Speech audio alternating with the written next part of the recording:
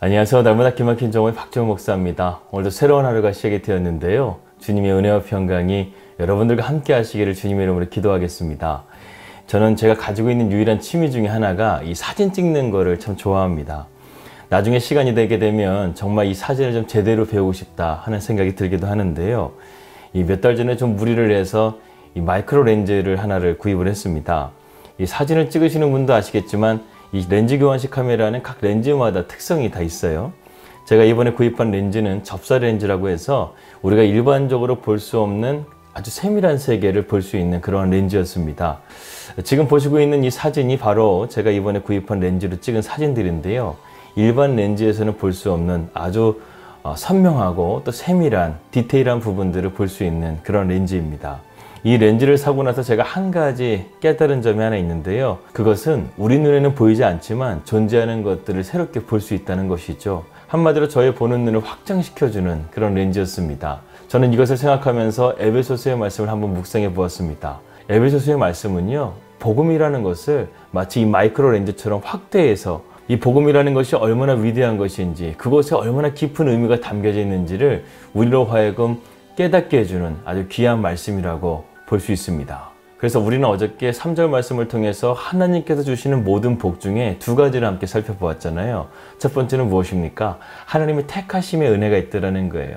이 택하심의 은혜라는 것은 창세 전부터 하나님께서 이미 이것을 계획하시고 그러한 큰 계획 가운데 우리를 부르시고 우리를 택하여 주신 주님의 은혜가 우리에게 있다는 사실을 우리는 깨닫게 되었습니다. 두 번째로는 우리를 구원해 주신 것도 감사한데 하나님께서 우리로 하여금 하나님의 자녀를 삼아 주셨다는 것입니다. 여러분, 천사들도요, 영적인 존재들도요, 하나님의 자녀가 되는 것은 참 쉽지가 않습니다. 천국에서 유일하게 하나님의 자녀는요, 독생자 예수 그리스도 그분밖에 없었어요. 그런데 하나님께서 우리에게 큰 은혜를 부어주신 것 중에 하나가 우리로 하여금 하나님의 자녀로 삼아 주셨다는 것입니다. 구약시대를 보게 되면 모세나 엘리야, 여러 선지자들을 보게 되면 그들이 하나님의 종으로서 활동했지 하나님의 자녀라고 말하지 않습니다. 그런데 우리가 예수 그리스도를 말미암아 하나님의 자녀가 된 거예요. 우리가 구원을 받게 되면요, 이처럼 놀라운 복을 받게 되는 거예요. 내가 하나님의 택하심을 받았다라는 거, 내가 하나님의 자녀가 되었다라는 거. 우리가 이것을 값을 지불하고 받았는가요? 아니에요. 하나님께서 거저 주시는 은혜, 하나님께서 아무 조건 없이 주시는 은혜, 전적인 하나님의 은혜를 통해서 우리가 이러한 하나님의 복을 받은 존재가 되었다는 것입니다. 그렇기 때문에 여러분, 우리가 복음을 믿는 것이요, 수지 맞은 거예요. 복권에 당첨돼가지고 수지 맞은 게 아니에요. 하나님의 자녀가 된 것이 수지 맞은 거예요. 하나님의 자녀가 되게 되면요, 이 땅에서의 삶도 하나님의 복을 누리는, 하나님의 선하심을 맛보아 누리는 삶을 살 뿐만 아니라 영원한 천국에서 하나님과 함께, 우리 주님과 함께 영원토록 살 수 있는 그런 축복을 받은 자녀라는 것입니다. 오늘은 또한 바울이 말하고 있는 하늘의 신령한 복 중에 세 번째 복에 대해서 여러분들과 함께 나누려고 합니다. 바울의 신령한 복 중에 세 번째는요, 우리가 하나님의 제사함, 즉 속량함을 받았다는 것입니다. 여기서 속량이라는 것은 노예 상태에서의 해방을 말하는 것인데요. 죄라는 것이 무엇입니까? 하나님과의 단절된 상태를 말하는 것이죠. 하나님께 거역하고 하나님께 불순종하고 하나님께 반항하는 것은 하나님과 근본적으로 우리가 단절되었다는 것을 말하는 것입니다. 죄에 대해서는 두 가지 형태가 있어요. 예수님을 안 믿는 것, 이것도 어떻게 보면은 죄인의 모습이죠. 그런데요, 내가 교회를 다니고 신앙생활을 한다고 해도요, 우리가 하나님의 뜻에 순종하지 않게 된다고 한다면 그것도 하나님과의 단절된 상태를 말하는 것입니다. 그러므로 예수님을 믿는 사람이나 믿지 않는 사람이나 어떤 형태로든 하나님과 단절된 상태에 있다고 한다면 그것이 바로 죄라고 성경은 말씀하고 있습니다. 그리고 죄의 삭은 무엇입니까? 사망이라고 말해요. 여러분, 죽음이라는 것은요, 죄인된 인간의 종착점입니다. 우리 인생의 결론이라는 거예요.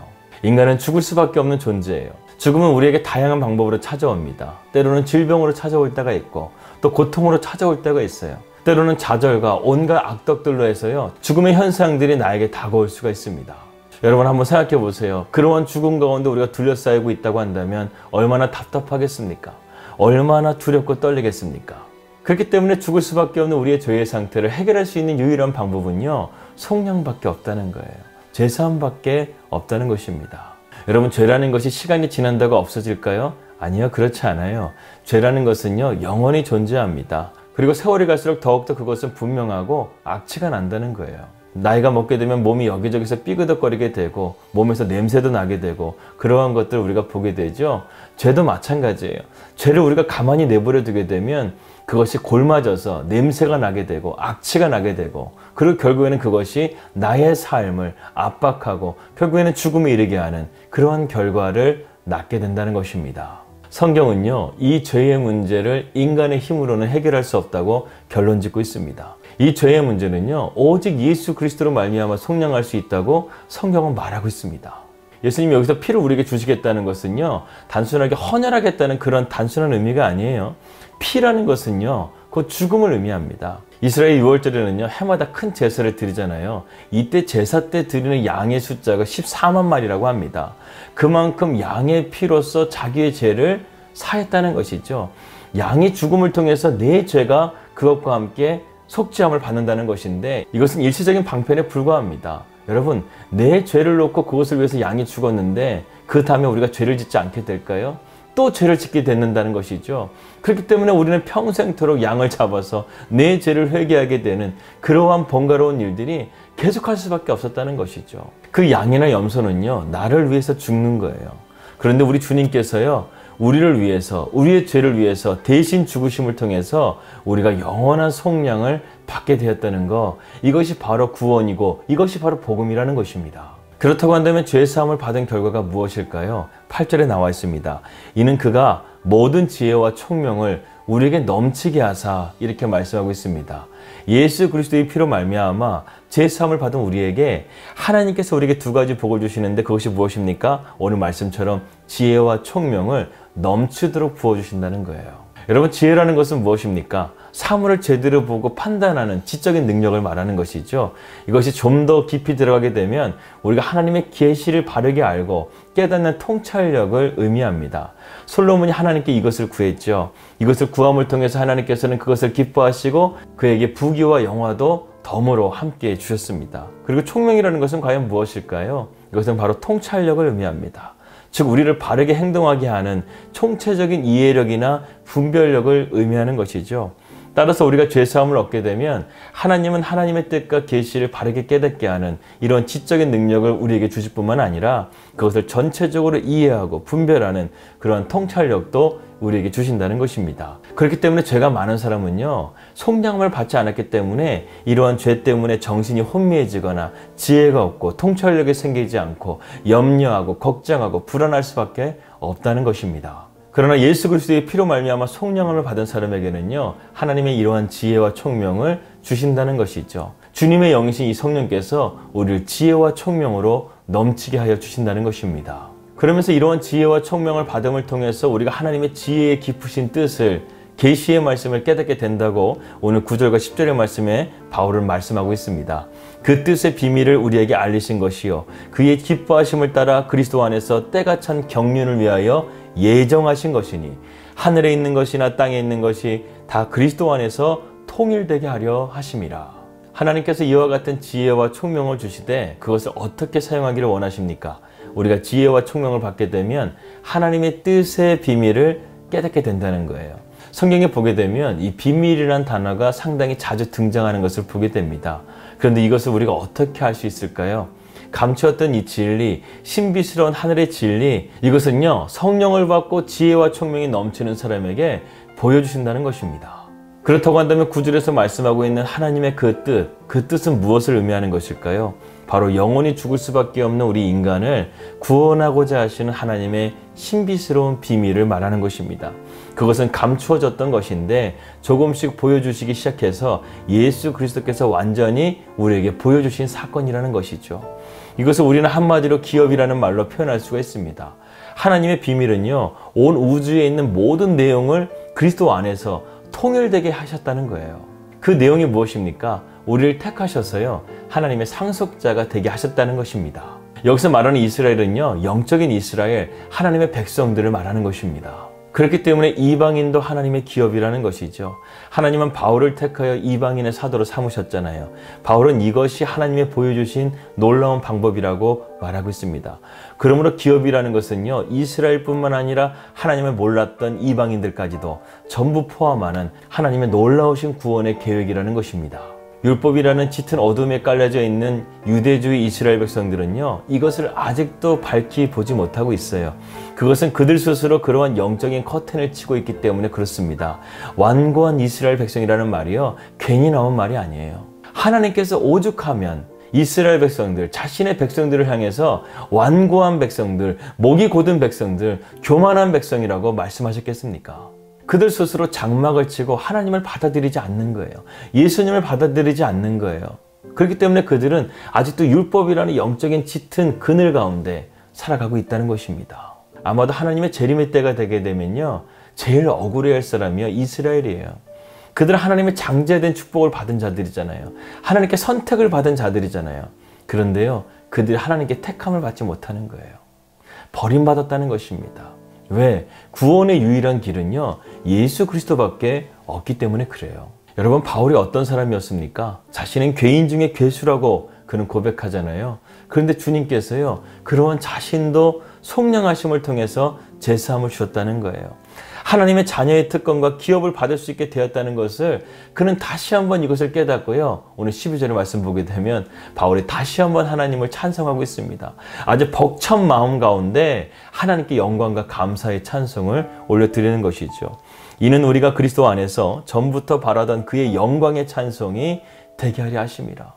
여러분, 바울은요, 지금 거의 20년이 가까운 시간이 지났음에도 불구하고 여전히 그 복음에 대한 뜨거운 열정과 마음으로 가득했다는 거예요. 하나님께서는 계속해서 성령으로 충만하게 하시고 지혜와 총명을 주심을 통해서 하나님의 계시의 말씀을 계속해서 열어주시는 거예요. 은혜를 부어주시는 거예요. 복음이 열려지기 시작하는 거예요. 저희가 이곳 뉴질랜드 땅 와서요, 제일 하나님께 구하는 것이 바로 무엇이냐면 바로 이러한 복음의 문이 열려지게 하여 주시옵소서. 그래서 이 땅 가운데, 이곳 뉴질랜드 땅 가운데 십자가를 꽂게 하여 주시옵소서. 단순하게 이민자들이 아니라 이 뉴질랜드 땅 가운데 있는 600만 명의 사람들에게 전부에게 때를 얻든지 못 얻든지 하나님의 이 진리의 복음을 증거할 수 있도록 하나님 저에게 언어의 능력도 주시고 하나님 저에게 복음의 진리의 빛을 깨닫게 해주시는 그러한 은혜를 허락하여 주시옵소서. 그래서 저희가 지난주부터 저희가 매일마다, 예전에 제가 사역했던 강남중앙 침례교회에서 저녁 기도회가 매일 있었거든요.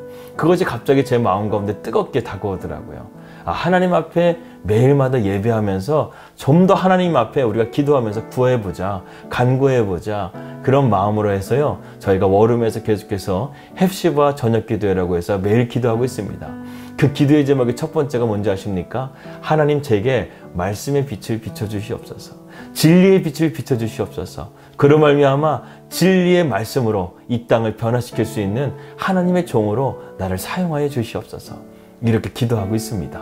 여러분들도 저를 위해서 계속해서 기도해 주시길 바라겠습니다. 바울은 이처럼 하나님의 진리에 대한 복음을 잊지 않았기 때문에 그는 언제나 감사할 수 있었고 하나님 앞에 찬송할 수 있었던 거예요. 지금 바울에 있는 상황은 그렇게 좋은 상황이 아니었어요. 바울은 지금 감옥에서 에베소서를 기록하고 있습니다. 그런데 그는요, 이 에베소서를 씀에도 불구하고, 감옥에 있음에도 불구하고요, 그는 절망해 있는 상황이 아니에요. 그는 주님과 함께하고 있는 거예요. 그는 복음의 영광을 느끼고 있는 거예요. 그는 진리 가운데서요, 몸은 비록 속박당하고 있지만 주님 안에서 그는 자유함을 통해서 하나님 앞에 영광과 찬송을 올려드리고 있는 것입니다. 사랑하는 여러분, 저는 정말로요, 저 여러분들이 이런 복음의 능력으로 살아가기를 원합니다. 하나님께서 우리에게 주신 성령을 통해서 능력을 받아서 우리가 지혜와 총명을 통해서 이런 하나님의 뜻을 알게 되고 하나님의 계시의 말씀을 우리가 레마의 말씀으로 받아서 우리의 마음에 새겨지는 말씀, 우리 안에 살아 역사하는 말씀으로 받아서 하나님의 은혜를 날마다 감사하며 찬송과 영광을 돌릴 수 있는 복된 그리스도인이 되기를 저는 간절하게 기도합니다. 기도하겠습니다.